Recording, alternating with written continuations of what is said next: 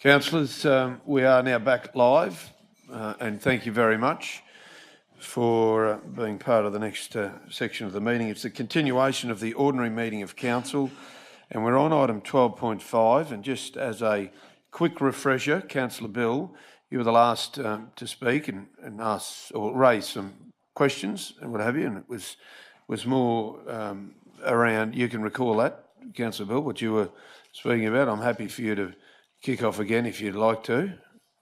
You're comfortable? Okay. So, councillors, we are at a point where we have additional questions if you've got some. So we're at the temporary local planning instrument, areas of ecological significance here. That's what we're dealing with, just to refresh your memories. And we have up on the screen the motion that is there before us. So do we have any other questions, councillors? Given the fact that we've got Luke here, who'll be pretty well leading this area at the minute. Question, Councillor Melissa? No? Oh, Councillor Gary. We will. I'm just exhausting all questions for the time being to see whether there are any more questions from the floor, or comments for that matter. So just as a refresher, we have the motion in front of us there. It is the same as what we had beforehand. We had a seconder for that motion, was Councillor Bill, I'm pretty sure, from memory. So if we wouldn't mind just putting that up there too, Dan, just so that we get a true record of where we're at. Okay, so that's the motion before us. Is there a need to go into debate? Obviously, Councillor Gary, you've suggested there is. All right. Councillor Rebecca, would you like to open up the commentary? I'll reserve my right to sum up. Thank you. Okay, thank you. So, therefore, Councillor against the motion, Councillor Gary. You're right. We're now in debate, Councillor Gary, so you're right to talk about the reasons why you'd vote against it. Yeah, well, I sort of don't agree with another layer of red tape. We already have laws on this sort of stuff. I think, we can't go keeping every block that's got a 100-year-old gum tree on it. It just doesn't make sense. And I think once you bring in these, it's just going to make it harder and harder for common sense to provide. It's more emotion. I think by going forward, all your lots are going to be 400 square metres, which means you can't have big trees. It's end of story. And so I'm all for by having the smaller lots and the going high density. Intercity living, and that is helping alleviate this. Cutting down vegetation, you can do it more ways than one. And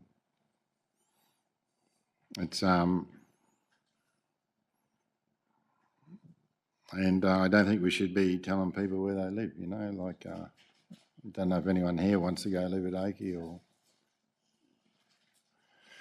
It should be people's choices, not us telling them where they should live, because we don't want to cut blocks where we have our emotional attachment. It's not our right. And that's about it. That's your summary speaker. Speaker for the motion, Councillor Bill. Thanks, Chair. I'll start with saying, give me really good reasons why we shouldn't progress a TLPI. Some real reasons when we know that the environment is an important part of our living, or it is essential for human beings to live with a healthy environment, a green environment. The gravity of the last meeting we just sat through is the ambulance at the bottom of the cliff. It is a result of wavering leadership on this issue. It sends an unclear message to staff and staff are confined to deal with the policy parameters that are set in place, of which we are a sitting duck, we know that, in the current planning scheme without any real meaningful legislation. Last meeting we just sat through is graphic evidence of that. The TLPI is exactly what it suggests, a temporary measure. It sets clear intent, and it's about a legacy that we start to leave and embark on a journey of which all of the other items that I heard, and the reason for my questioning to the officers before we went into debate was to clearly understand that the mapping in draft form that we have of some of that I understand that is available on record to council, possibly some of the draft classification defining what sensitive vegetation may look like or may be comprised of. Some of that heavy lifting's already been done. We've been on this journey now for a while, councillors, but all of these bodies of work have very little to do, if in fact nothing at all to do with what Councillor Rebecca has put forward here.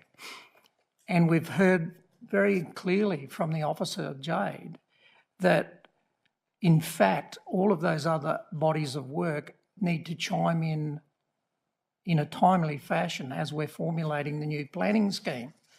So it's this gap, this temporary period we have until goodness knows when in 2026, if we're lucky, we will have an approval from the minister. But this gap in which we sit with no protections afforded to sensitive areas, that's the reality.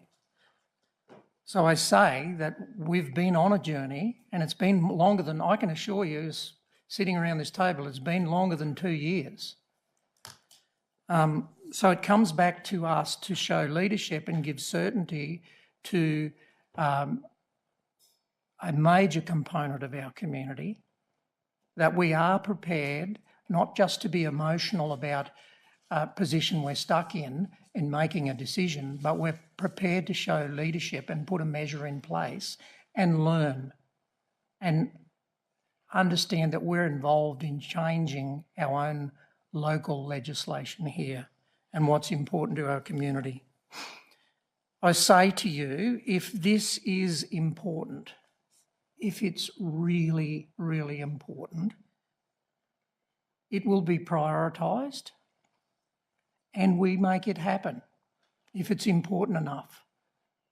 I have spent 2 terms in planning, one as chair, and I can assure you, that's 8 years alone, I can assure you that there's been no clarity and no majority decision to progress this, and that's why we're here. So, this is timely to complement the formulation of our new planning scheme without committing officers to any great ordeal of work ahead of the scheduled process and components that need to go into the planning scheme in a timely manner. I heard a song on a lighter note on the weekend in the park, Give Me 20 Good Reasons by Thirsty Merc. I've given you 3 reasons why I reckon it's important. Give me any reasons why you don't reckon it's important enough to progress and put in place. Thanks. Thanks, Councillor Cole. I speak against the motion. Question? Yes. Question, Councillor Melissa. Thank you, Chair. I'll allow a question. I've got you as yes. Against, Tim. I'm just not sure when you've got a TLPI, and I don't know who needs to answer this, Jade. I don't know who. Can a TLPI be challenged in court if a landowner is not happy or is against the TLPI? If they're a current landowner and want to develop it, and they had plans for it, and then the TLPI comes in, can they then challenge that TLPI in court? Do you mean after it's endorsed by the minister? Yes. So it becomes... Oh, it's law. It's a planning instrument. Yes. So it's a temporary local planning Yep. instrument is what that TLPI stands for. Yes. So I just wasn't 100% sure, and because it was temporary, I just wanted to understand the legalities of it a little bit further. So thank you. So my understanding, and Carrie, if Carrie has a different understanding, she's welcome to comment, but my understanding is that it is no different to any other planning instrument. Once it's endorsed by the minister, it is a temporary local planning instrument for a period of time, but reflects the same legality as any other planning instrument. Thanks for the clarification. Thank you, Chair. No trouble at all. I guess, was your question more around compensatory if there was a change? Okay. Well, that same rules apply for the other planning rules anyway. Councillor Tim, Speaker against. Speaker against. Thank you, Chair. Colleagues, this motion is asking us not to consider, not to workshop, but to develop it right here and now. And I consider it would be unwise to sign off on a complex document with significant environmental, social and legal ramifications by only reading the title. And I'm not against a TLPI, I'm against a TLPI at this particular point in time. And I said it before, I had a list of about 30 questions, we'd be here till past midnight now, that I would need to have satisfied prior to signing off on these. One of these, and I have foreshadowed a motion that we workshop, but one of these is, it's interesting to be brought up now because if you have a TLPI that says these are our MLES, it'll have conditions attached, right? So if you were to remove a tree in a local TLPI, MLES, what are we going to do about that as a council? Are we going to do one tree plant for one taken down like some South East Queensland councils? Are we going to do 2 to 1 like the majority of South East Queensland councils? Are we going to do 3 to 1? And I've heard on pretty good information that's what Lockie has done. Or are we going to say you can't at all remove these trees? Now, colleagues, if we were to spend 2 days as a unit workshopping that question alone, it wouldn't be a waste of time, right? But I feel like we have these huge, big issues that we need to work through to agree upon before we propose our TLPI, and we simply haven't even set foot in that yet. I was briefed 2 years ago, and I note there's several new councillors in the room in that, on the start of the mapping to create the changeover time, to create the MLES, to create the TLPI. That mapping hasn't even been done yet. So I would need to see the mapping completed and workshop and look through over a period of time to see the change, to see if this is worthwhile spending officer time to put through to the minister. I will say it again, I'm not against a TLPI, not in a million years. But I feel like this motion, and I again honour my colleague for bringing it forward, it's with good intentions, but I don't think we as a council are ready to sign off on a TLPI yet. And that's with me having a fair bit of research and a bit of time within these days the planning instruments that govern us. It would be unwise. It would be not thinking of the ramifications, the consequences for us to sign off on this now. So I urge colleagues to let's workshop it. Let's get the answers we need on the table first before we sign off. Just to get clarification, Councillor Tim, you're suggesting that this motion would mean that we wouldn't workshop it? Is that what your assumption is? No, sorry, Chair, my foreshadowed motion is that we workshop... Yeah, workshop it. No, I get that, but of... I'm just getting clarification just based on what you've said there to speak against the motion. Are you suggesting this wording would preclude us from having said workshops? I'm saying right now we're going to develop one, and I don't think as a council we're ready, Chair. Yeah, but I think develop is part of that would have to be workshop. And I just want to pause here for a moment to get clarification there so that you have your mind at ease as well. There was a 2-month period spoken about earlier on today in regard to developing this. I would hope that includes some level of consultation. So can I just get an answer from Jade in regard to what that actually means? Yeah, we already have an information session lined up to come back to talk to you about the canopy. We could easily pivot and use that more broadly to commence workshopping this agenda with you. And certainly we wouldn't be developing something like this in isolation of councillors. So we would have to be developing this with your buy-in. We wouldn't be taking something to the Minister for endorsement without councillors' approval. Yeah, I think to clarify, and I don't know if I'm speaking or clarifying at the moment, Chair, but until I see the data, I'm not ready to sign off on the fact that we need one. And again, I think it would be unwise. So one of the questions I had was, how does this change the fact that we're locking into doing it at whatever phase from this motion? How does this change the fact that we may have landowners with code accessible land who will now have a TLPI over their land? Do we place unknown further burden down the path on us by signing off on this today? I think all those questions are great questions that we as a team, need a workshop first. Fair point. A speaker in favour of the motion? That was against? You're right, you were against the motion. Speaker in favour, Councillor Trevor. Thank you. Just going on the motion that is in front of us, the motion is to develop. So that means consultation with planning and all those people and get it up and running and get all the questions answered for before we go, here, state government, is our piece of paper. So that's what I interpret that motion as. Speaker against the motion, Councillor Edwina.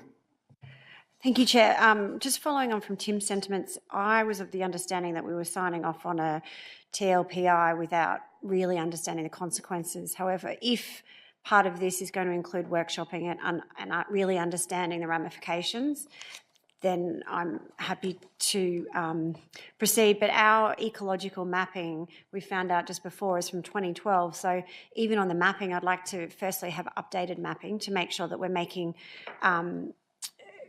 proper educated decisions and not tie it to old mapping. I just think that's really could be dangerous. Again, information session to understand the ramifications, but I totally agree we need something to protect our environment, and the last meeting we've just had just highlights that over and again. So yes, in essence, I feel we need it, and if we're not jumping in and we get more information and can make an educated decision, then I'm happy to support it. But the ulterior motion that's put forward, which includes the words holding a workshop, is what I'd prefer. Not saying no, but I just want to make sure that we're all, there's 3 new councillors around this table, and I think we need to all understand exactly what a TLPI is, how it works, and just, yeah, thank you. Very valid points. Hopefully we've answered to some of that to give you some surety. Councillor James is speaker for the motion, sorry. Thanks, Mayor. This is another one of these examples of where we all, I think, and gathering in some way or capacity, want the same outcome. It's just how we land there, really, whether it's via an information session or not an information session or whatever scenario it may be. But the reason I'm supportive of this position, and again, I think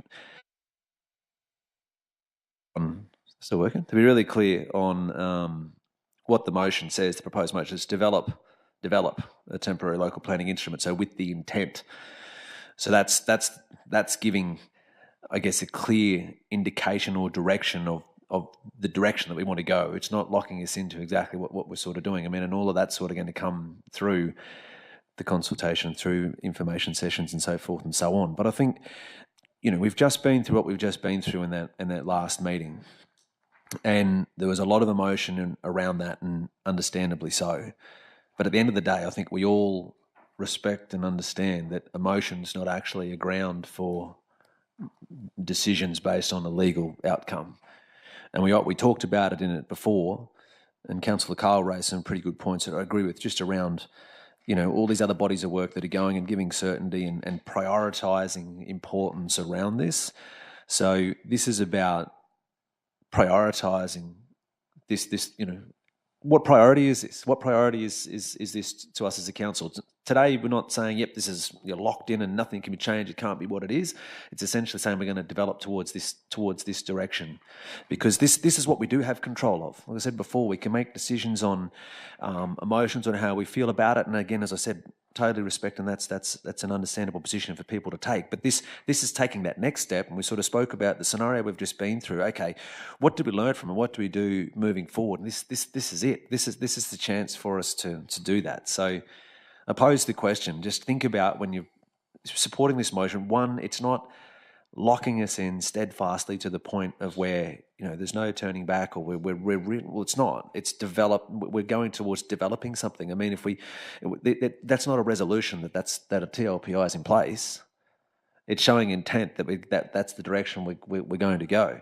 I would assume that's correct. If we come up with something it's going to have to go to a council resolution. The council votes. Yep, this is what we're doing. Yep. So we're not locking ourselves into anything at all. So I think this is a sound opportunity and motion for us to really move forward with this. And again, as I said, based on everything we've just been through, I just ask the question: what priority do you place on this? If it's a priority, and the sense that I got around the room from what we just went through is it is, well, this is the way to go. So that's why I'm in favour of it. Thanks, Councillor James. Councillor Kerry, Speaker against? Yes, very briefly. Betwixt and between, to be honest, but I honestly don't see too much difference between this motion and Tim's, because both are going to adopt the workshop approach. And from my point of view, to presume the outcome of the workshop is to go forward rather than cease is a presumption that we shouldn't make until we have the workshop. I think Jade has indicated the workshop would be held fairly soon. It says, I think, before the end of 24. Hopefully, bearing in mind that 6-month period that she had indicated, this is not wasted time. We don't have to have the workshop then start the 6 months. It can be done in the meantime. And I don't see any harm in giving that further and detailed examination that a workshop hopefully would tell us. Thank you. Thanks, Councillor Kerry. A speaker for the motion. We're just about exhausted, I think, as far as exhausted the numbers of people to speak.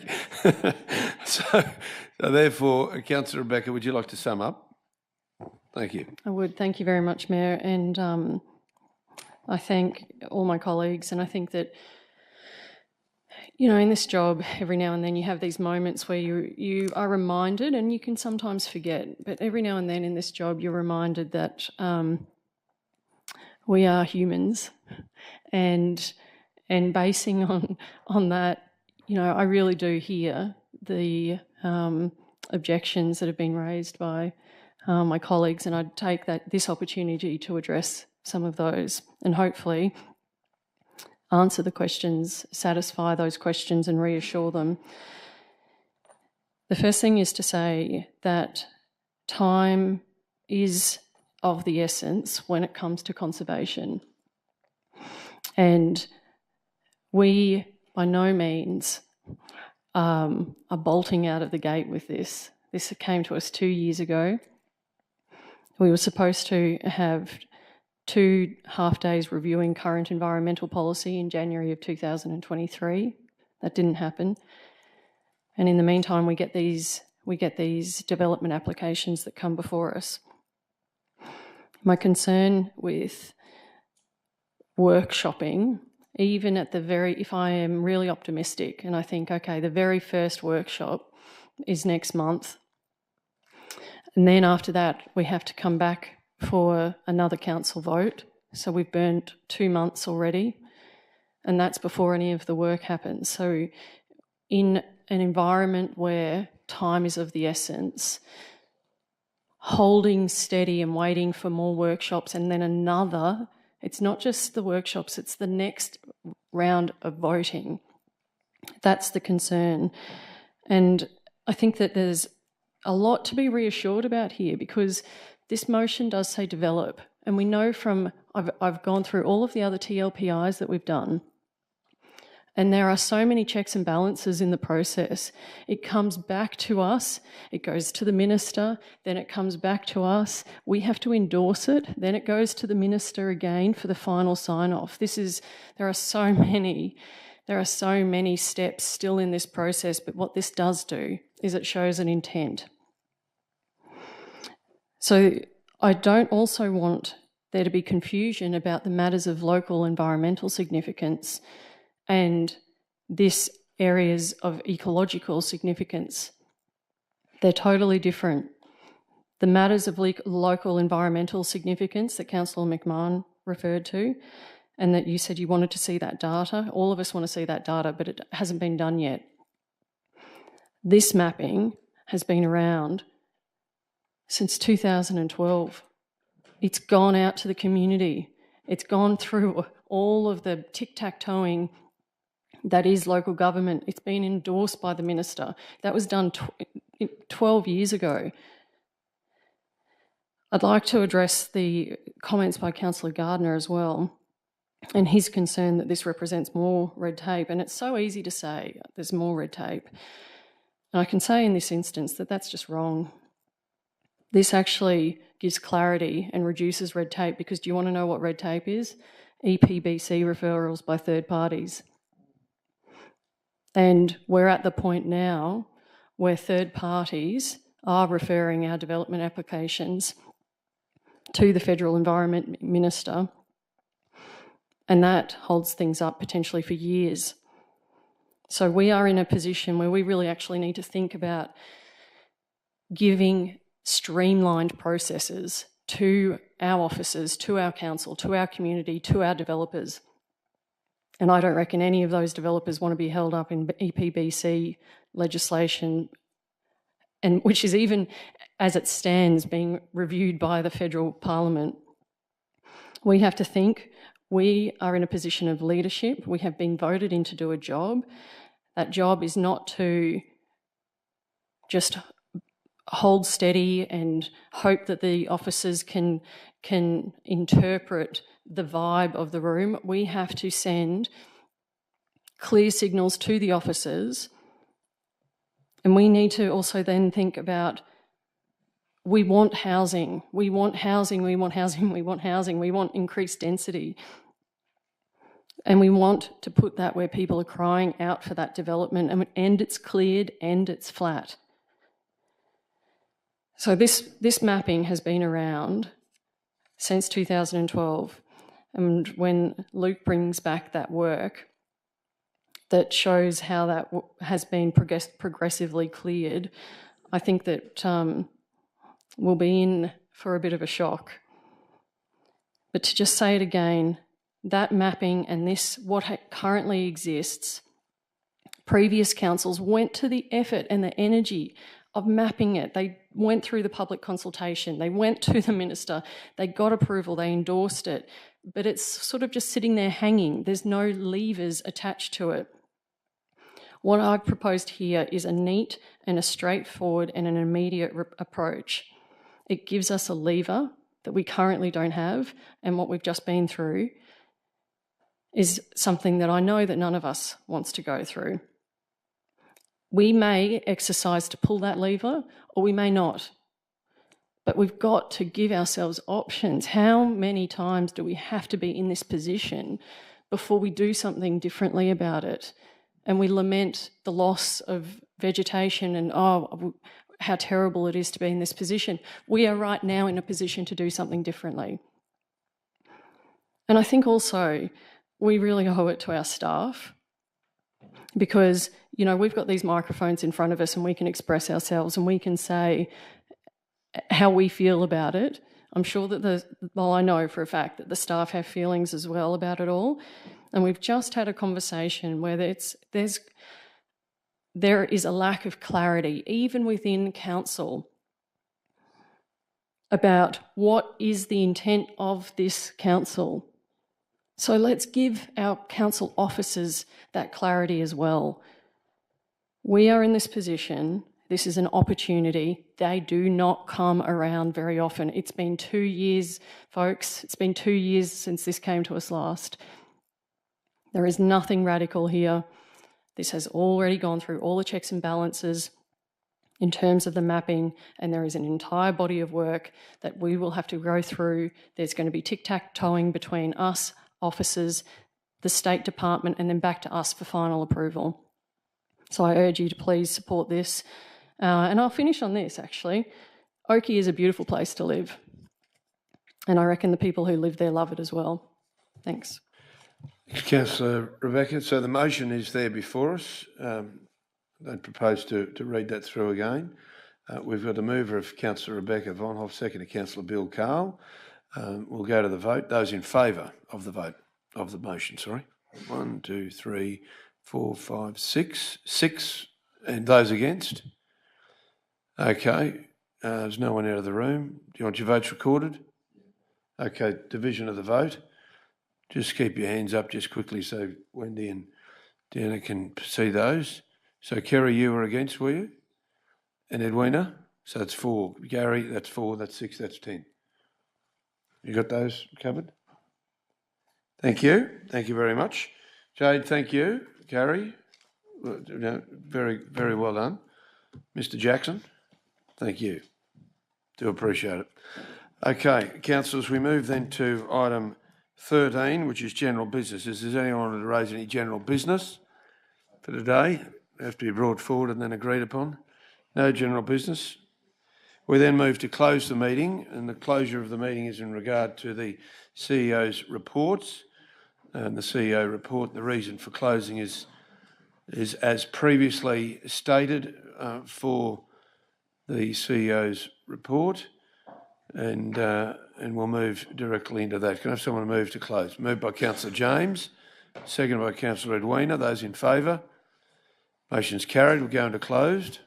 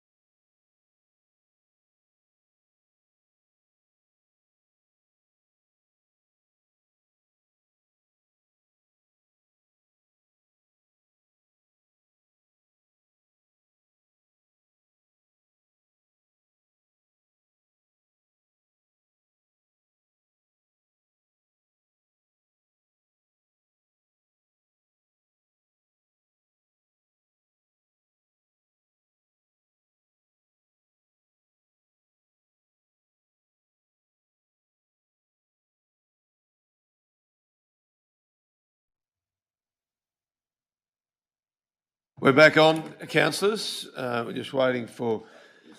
thank you. Okay, councillors, we're back on. Item number 15 is where we're at, which is the motion before us that council note the Chief Executive Officer's advice. Can I have a mover for that motion? Moved by Councillor Melissa, seconded by Councillor Gary. Those in favour? Those against? Councillor Shine, where are you at? Those in favour? Carried unanimously. Thank you. Items number 16, councillors, we're up to group reports. The first of which is the planning and development, which is 16.1. Jade, welcome to you. Would you like to come forward as acting GM and introduce this report? And then we'll go to any questions that councillors may have before we get to the motion. Thank you, Jade, and welcome back. Thank you.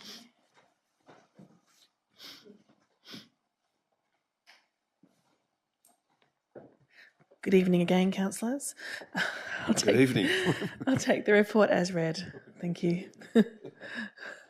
Thank you, Jade. Councillors, are there any questions in regard to planning and development? This is the group report. There's no questions. We have a motion before us that the planning and development group report be received. Moved by Councillor Kerry, seconded by Councillor Trevor. Those in favour? Motion's carried unanimously. Thank you, Jade. We move then to item 16.2, which is water and waste services, and welcome GM Jake Passio. Welcome, Jake, to you. I'll give you the floor if you'd like to say any opening remarks, and we'll go to questions from the floor. Thank you, Jake. Welcome. Good evening, councillors. I'm happy to take the report as read and answer any questions that you may have. Councillors, questions? Councillor Melissa, followed by Councillor Rebecca, and then Councillor Kerry, it looks like. Thanks, Chair, through you. Thanks for the report, Jake. Just a question on the smart meters, if I may, and I apologise for not sending this prior, so happy to take it on notice with commentary for next month. But I've had some feedback from some residents in Crow's Nest about once the smart meters have been installed, there's been leaking around or from the smart meters. Is this an issue for the smart meters across the region or those that have been implemented, or is there, any feedback on that? Through the chair, thank you, Councillor Melissa. As with any mass number of devices, so we've installed roughly 35,000 smart meters. There'll be the odd one or two that experience defects, and where those defects have been experienced and reported to back to council, we're out there as quick as we can to resolve those issues. But in consultation with the project team, last time I checked, our defects were less than 1%, which is a considerable feat considering, as I said, the number of installations that occur. May I have a follow-up, please? Thank you. Jake, when there are defects, sorry, let me take it back. Are we putting the smart meters in, or is there a contractor doing that? So I can't remember. There's a contractor that does the work, and as I said, if the resident sees leaking or sees water through the pit, they ring customer service. The customer service goes back to our contractor. They go out as soon as, or almost the next day, within hours if it's early in the morning, to see it fixed again. Fabulous. So then my next question, if I may, please, is, so if there's an issue with the implementation of the smart meter and the contractor has to go back out to put it back in or fix the fault, are we paying for that, or is the contractor covering that under a guarantee? So the contractor has warranties their service, and as part of that defects and liability period, there's a report that's reviewed by the project team and determined what's a defect and what's not, and we don't pay for defective work. It's covered under the contract. Okay, that's all I wanted. Thanks, Jake. Thanks, Councillor Melissa. Councillor Rebecca. Thanks, Chair. Through you. Thank you for this, Jake. It's just about page 2, the new energy generation project, and then there's a note there that the licence to perform geotech works and monitoring on council land expired on the 30th of August. Now, correct me if I'm wrong, I assume that the geotech works that they had intended to perform are finished, but I just wanted to check that.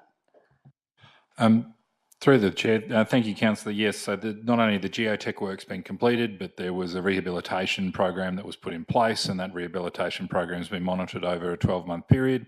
There was a bond that was held by council in case the rehabilitation program didn't go in accordance with what was planned or BPA didn't fulfil their obligations, and all of that has been completed and wrapped up. Great. So, all, like the cement slabs gone. As far as I'm aware, the slabs, the cement have been, or the blinding slabs were put down, have been removed, and vegetation in line with the vegetation management plan, which was to mulch and spread, and they've seen saplings and those sort of things recovered in the access tracks that council wishes to be to rehabilitated. Thank you, Jake. Thanks, Councillor Rebecca. Councillor Kerry. Yeah, no, thanks, thanks, Jake, for your report. I did give you a notice about a few questions about the one that Councillor Von Hoff asked, but I just, on that one, my real question was what happens next? We haven't really had a report about BE for a while. Has it sort of gone cold or you know, what's happening? Thank you, Councillor Shine. I'm not sure about the temperature of the project, but in relation to, council made a decision in November of last year, extending or requesting some further information and giving BE Power a period of time to assemble that information. Essentially, we've been working with BE Power as and when requested and required by BE Power. We expect to have some information to council provided in the coming months related to their progress on their resubmission for council's consideration. Thank you. Just in the sewer relining program, the 6,000 metres completed, how many, just give us an idea of how many metres there are of sewer in the system? Thank you, Councillor Shine, for the question, and thank you for the advance notice, because I'm not quite off the top of my head, but in metres, there's roughly 1,240,000 metres of sewer that is able to be relined or falls into that category of gravity mains. So that's about 1,240 kilometres, of which this year we completed about 6 kilometres, so quite a small percentage of the overall network.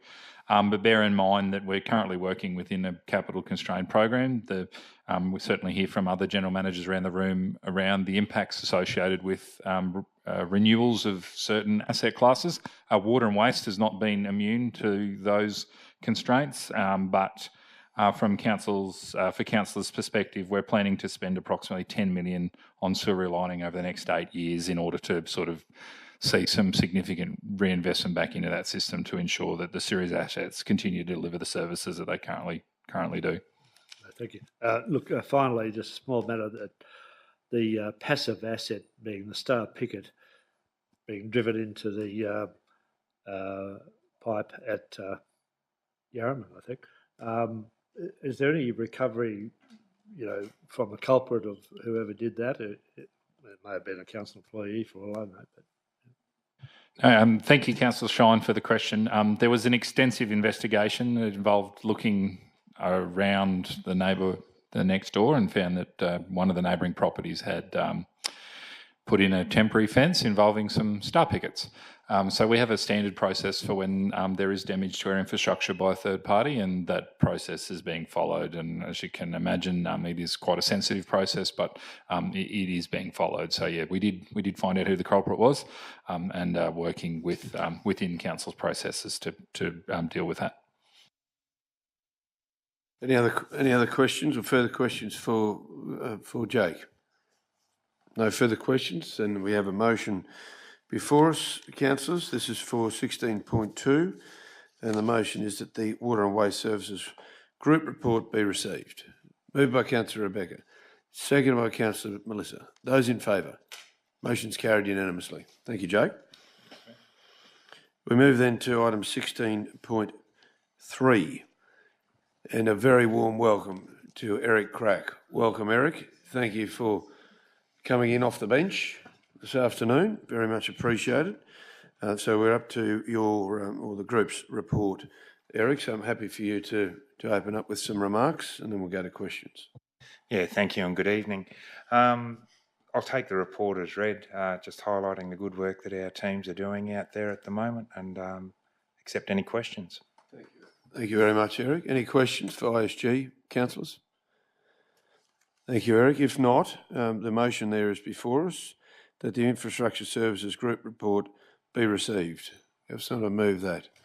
Moved by Councillor Gardner, seconded by Councillor Shine. Those in favour? Motion's carried unanimously. Thank you, Eric. Do appreciate that.